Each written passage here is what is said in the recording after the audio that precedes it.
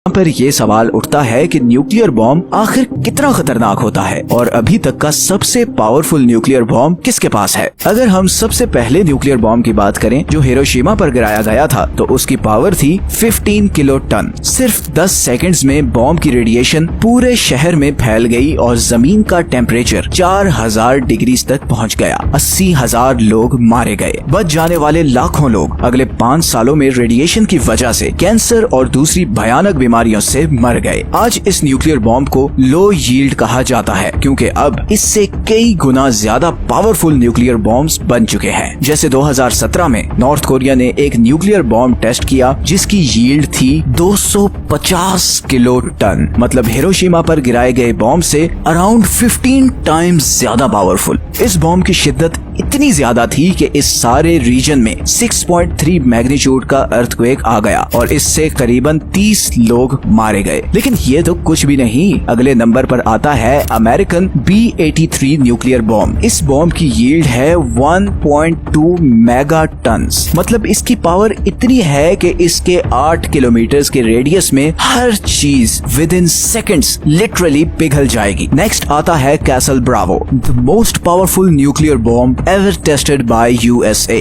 1954 में अमेरिका ने Pacific ocean में एक न्यूक्लियर बॉम्ब टेस्ट किया जिसकी पावर थी 15 मेगा टन। ये बॉम्ब हिरोशिमा पर गिराए गए बॉम्ब से 1000 टाइम्स ज्यादा पावरफुल था। इस एक्सपेरिमेंट को the greatest radiological disaster in American history कहा जाता है बिकॉज पैसिफिक ओशंस के ये सारे आइलैंड्स इस एक्सपेरिमेंट से बहुत बुरी तरह मुतासिर हुए। ये बॉम्ब साइंटिस्ट्स की एक्सपेक्टेशंस से कई ज्यादा पावरफुल था। आज भी इन आइलैंड्स में इस न्यूक्लियर एक्सपेरिमेंट की रेडिएशंस हैं जिसकी वजह से यहाँ के लोकल्स डिफरेंट बीमारियों का शिकार रहते हैं। और इसी के जवाब में फिर 1961 में सोवियत यूनियन ने बनाया जार बॉम्बा, ह्यूमन हिस्ट्री का सबसे पावरफुल और खतरनाक न्यूक्लियर बॉम्ब। ये एक हाइड्रोजन बॉम्ब था जिसकी पावर थी 50 मेगा टन। 50 मेगा टन का मतलब है कि वर्ल्ड वॉर 2 में जितने भी एक्सप्लोसिव्स यूज हुए उन्हें 10 से मल्टीप्लाई करें तो ये सारी पावर सिर्फ एक बॉम्ब में थी। ये हिरोशिमा पर गिराए गए बॉम्ब से 4000 टाइम्स ज्यादा पावरफुल था। ये टेस्ट आर्कटिक ओशन के एक छोटे से आइलैंड पर किया गया था मगर इसकी पावर इतनी ज्यादा थी कि 600 मील दूर भी इसके शॉक्स एक्सपीरियंस किए गए। इस बॉम्ब के फटने से 64 किलोमीटर ऊंचा मशरूम क्लाउड बन गया। 100 किलोमीटर के रेडियस में हर चीज बिल्कुल फ्लैट हो गई। इसका एक्सप्लोजन इतना पावरफुल था कि इसे ड्रॉप करने वाला जहाज भी रेडिएशन की वजह से गिरते गिरते बचा। हालांकि बॉम्ब फटने के वक्त ये जहाज बॉम्ब वाली जगह से ऑलमोस्ट 30 मील दूर था।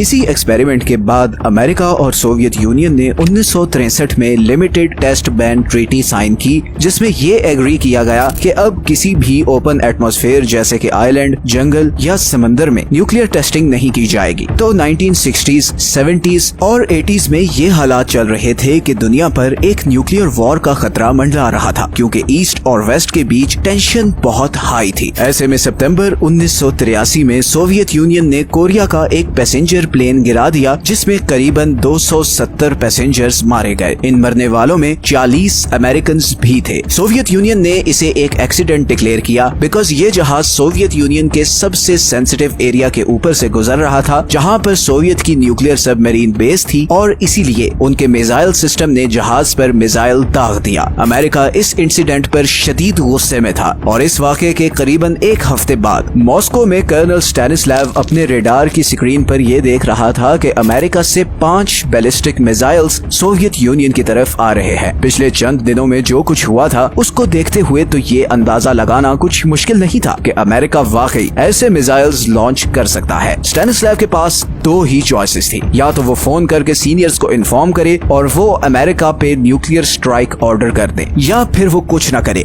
और ये डिसीजन ले कि ये एक फॉल्स अलार्म है। लेकिन इसकी प्रोबेबिलिटी भी बहुत कम थी क्योंकि स्क्रीन पर एक नहीं बल्कि 5 डॉट्स आ रहे थे। ऐसी मुश्किल सिचुएशन शायद ही तारीख में किसी इंसान पर आई हो।